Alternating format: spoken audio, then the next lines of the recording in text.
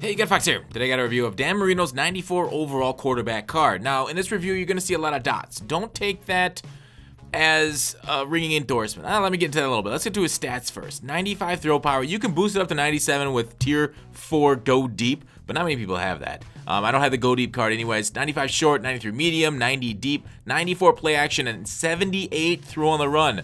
Remember that 78 throw on the run. So almost, I think I saw on Twitter from like Chaos or something. He said, and he's done some threshold testing. He's a competitive player, and he said all the thresholds are at 91. Even though, you know, Rex stated that maybe the thresholds are less for shorter, it doesn't matter. But so Dan Marino doesn't get to the throw accuracy deep threshold of 91 unless you get the tier 1 go deep on the card.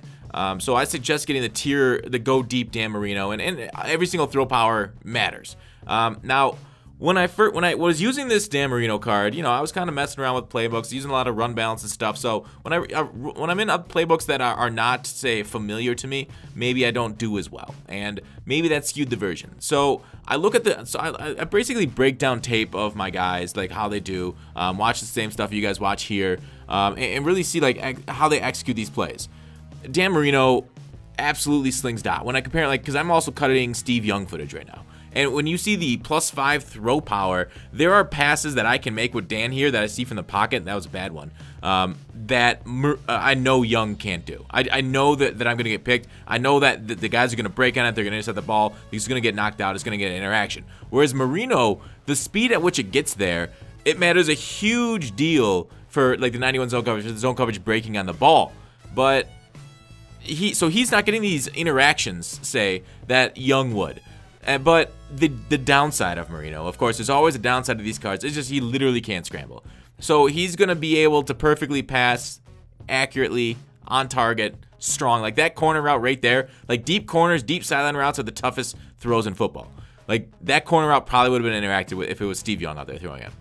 But regardless, God dang, look at that. 10 yards past him, and he picked that off moving backwards, stop and jump. That's Sean Taylor's glitch, you guys. Get this Sean Taylor if you can. But regardless, so Marino, if you like to just sit in a pocket and not scramble, this is your guy. 100% best quarterback in the game. The problem is this game is made around scrambling quarterbacks. As you guys know, scrambling quarterbacks is OP, I'll say. There's the throw on the run. One reason you can't go with Dan Marino is because the throw on the run 78, and he will, unless you set your feet, miss them completely.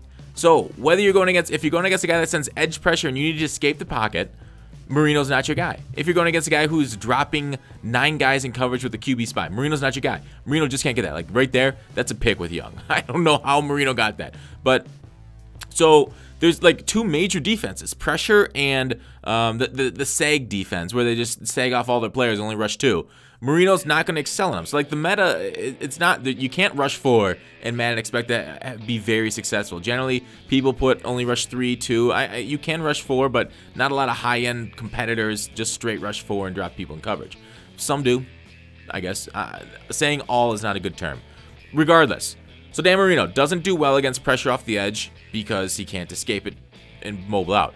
He doesn't do well because he's throwing against 9 guys. Even with the high throw power, it's still tough to find, you know, some sort of area that's open against 9 guys because you're throwing between coverage. So not the greatest for that.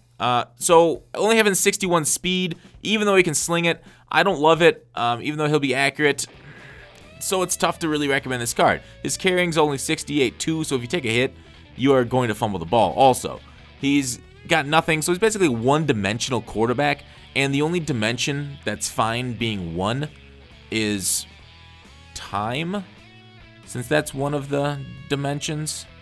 But moving on from that ridiculousness, his QB style, pocket, obviously, for traits. Throws tight spiral, yes. Senses pressure, average. Okay, throws ball away, yes, doesn't matter. Forces passes, conservative, doesn't matter. Clutch, yes, great. But how much more clutch do you need to be, and how much do you need your stats raised for the throw actually short, medium, deep? Really, Dan plays like his stats. I came out originally wanting to hate this card because of the way I felt like I wasn't as competitive when I used Dan Marino as when I used somebody that could scramble, like a Mike Vick. I think Mike Vick is still a far superior quarterback to Dan Marino, unless you really only just pass from the pocket. I think Mike Vick's ability to both sling the ball and run the ball basically opens up a whole dimension of your offense. They have to put a spy, which opens up your run game. they have to be aware of Mike Vick and get you in the pocket, contain you. Even though contains are broken this year, so they can't run them. But otherwise, like, so Marino's a more accurate Vick. Vick's a faster Marino. That's essentially the difference of the cards. Like, talking about throw release, at times Marino's throw release felt very fast, and at times I'm like, come on, you should have been able to get that out. So that's kind of, it felt a little average, even though real life Marino had one of the fastest in the league. But we'll just leave you with that. So for being a one-dimensional quarterback in a game that demands scrambling quarterbacks, I got to give Marino an 8.6. Thanks for watching. Call to action. I'll see you tomorrow.